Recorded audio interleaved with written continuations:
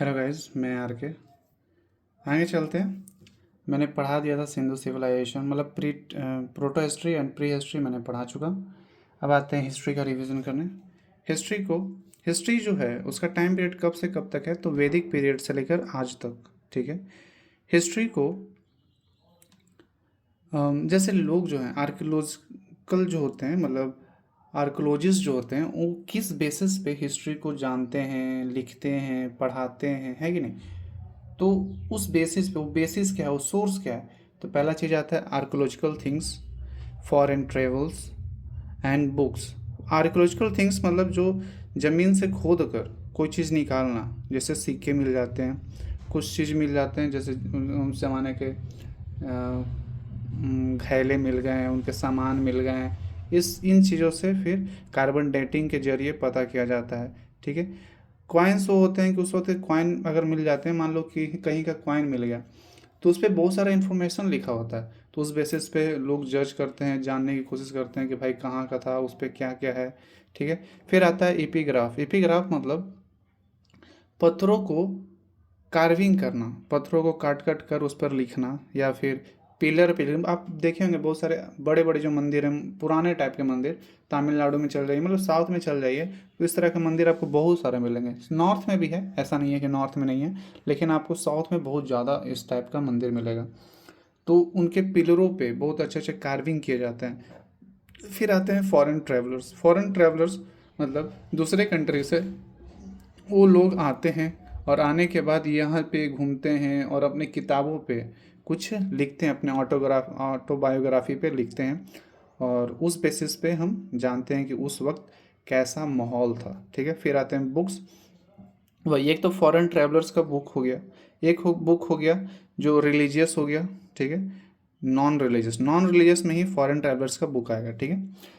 Religious में दो type का बुक आता है, एक ब्राह्मण एक नॉन ब्राह्मण। ठीक है। ब्राह्मण में वेद, वेदांग, पुराण, उपनिषद, महाकाव्य, इस तरह का ऋग्वेद, यजुर्वेद, अथर्ववेद, सामवेद, इस सब जितने भी किताबें हैं ये सब ब्राह्मण में आएंगे। नॉन ब्राह्मण में जैन एंड बुद्धिज्म आता है।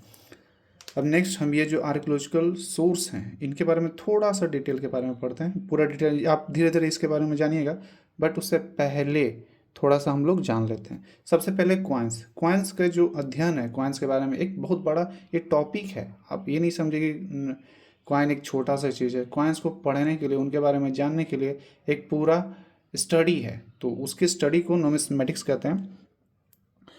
थोड़ा थोड़ा हम लोग जानेंगे कि बहुत सारे टाइप के क्वाइन आए, तो उन क्वाइंस के बारे में, ये कौन सा क्वाइन कब बना और किसने स्टार्ट किया, किस वक्त फेमस थे, ये सब। जैसे टेराकोटा क्वाइन जो मिट्टी का बना होता था, ये सिंधु सिविलाइजेशन में था। ये सिर्फ उस पर पिक्चर विक्चर बने होते थे और कुछ नहीं। फिर आते हैं पंचमार्क कॉइन्स। इसमें भी वही था, सिर्फ पिक्चर बने होते थे, और ये मौर्य डायनेस्टी में। फिर आता है पर्ण जो सिल्वर था, ये मौर्य डायनेस्टी में फेमस था। ग्लास कॉइन मतलब शीशे का कॉइन, इस सातवाहन डायनेस्टी में फेमस था। पहली बार सोने का कॉइन जो था यूनानियों ने स्टार्ट किया था। ठीक है। एंड प्योर गोल्ड कॉइन, एकदम प्योर सोने का जो सीखा था कुषाण रूलर, उन्होंने स्टार्ट किया था। ठीक है। इम्प्योर गोल्ड कॉइन जो था स्कंद गुप्त ने स्टार्ट किया था। एंड सिल्वर कॉइन जो था चंद्रगुप्त द्वितीय ने स्टार्ट करवाया था, मतलब उस वक्त प्रचलित था। मौर्य शैली का सिक्का अगर हिस्ट्री थोड़ा मोड़ा भी जानते होंगे तो मौर्य शैली के बारे में पता कीजिएगा तो पता चलता है कि समुद्रगुप्त के समय बहुत ज़्यादा फेमस था। फिर कौड़ी। कौड़ी अब समुंदर से निकाला जाता है, वो गुप्त काल में फेमस था। लेदर। लेदर कॉइन जो था वो सियाबुद्दीन के समय,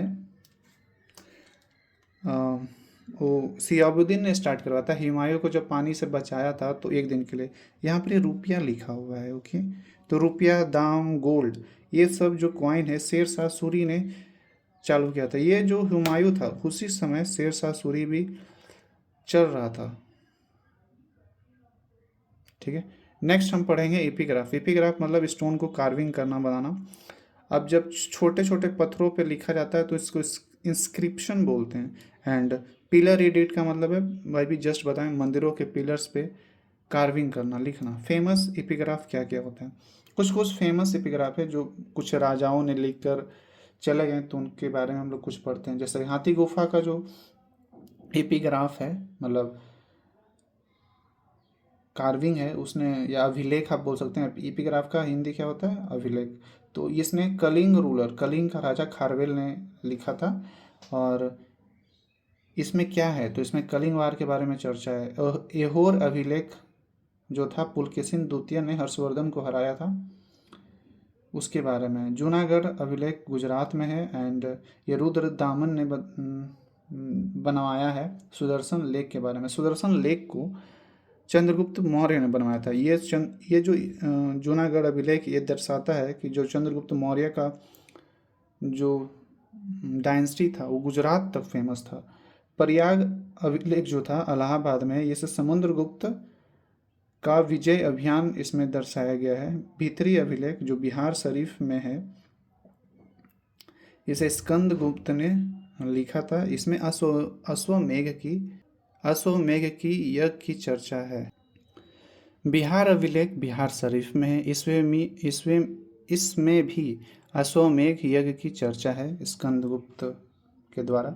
देवपाड़ा अभिलेख बांग्लादेश में है, जो विजय सेन ने सेन डायनेस्टी के बारे में, मतलब सेन डायनेस्टी का था विजय सेन। ग्वालियर जो एमपी में था, अभी भी है, मतलब भोज जो राजा था प्रतिहार रूलर, इसने बताया था, इसने बनवाया था।